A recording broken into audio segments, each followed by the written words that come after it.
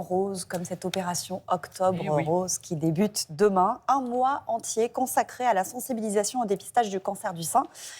Prévention qui semble plus que nécessaire parce que selon une étude publiée cette semaine, moins d'une femme sur deux âgée de 50 à 74 ans a réalisé sa mammographie en 2022. Comment on l'explique, cette faible participation ?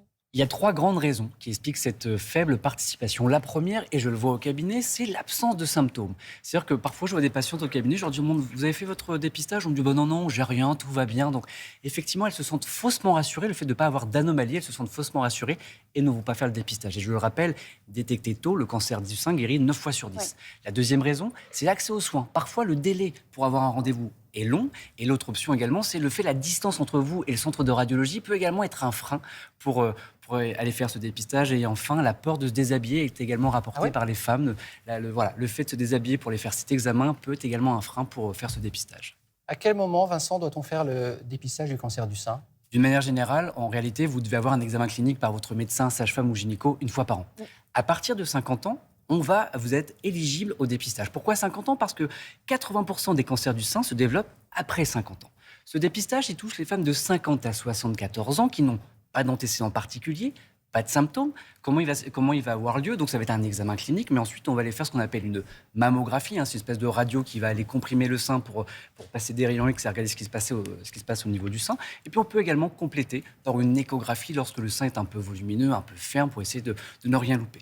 Dernière chose, il existe également un dépistage individuel lorsqu'il y a des antécédents particuliers, des facteurs de risque. Là, il y a un rythme peut-être un peu plus adapté à votre situation. Ça commence plus tôt quand il y a un facteur de risque. Oui, on non, peut. Effectivement, on va adapter même la fréquence, la régularité va être différente par rapport à la population générale. Il faut aussi rappeler l'importance de l'autopalpation. Bien sûr, c'est extrêmement important, mais ça ne remplace absolument pas Un examen. le dépistage, effectivement. À partir de quand on parle d'autopalpation? C'est généralement à partir de 25 ans. Vous pouvez le faire une fois par mois, c'est à la fin des règles parce que en fait, le tissu du sein va être plus souple et permet de mieux examiner. Donc il y a 3 étapes. La première, c'est l'inspection. Face à un miroir, vous regardez s'il y a une anomalie du sein, s'il y a quelque chose qui vous perturbe. Ça, c'est l'inspection. Dans ce cas-là, on consulte. Deuxième étape, ça va être la palpation.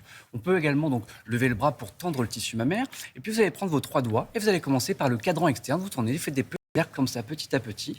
Et vous allez rechercher une petite anomalie. Vous continuez comme ça. Anomalie, c'est-à-dire petite boule, petite... Quoi qu'il se passe, effectivement, une anomalie qui n'est pas habituelle par rapport à d'habitude, vous consultez.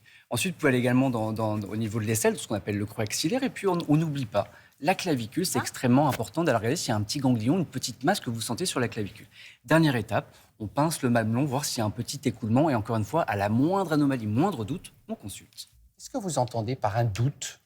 Le doute, c'est en réalité... En fait, il faut savoir que quand on parle de cancer, c'est des cellules qui vont se multiplier totalement de manière anarchique et proliférer. C'est devenu incontrôlable par notre corps, du coup, ça fait un petit peu n'importe quoi.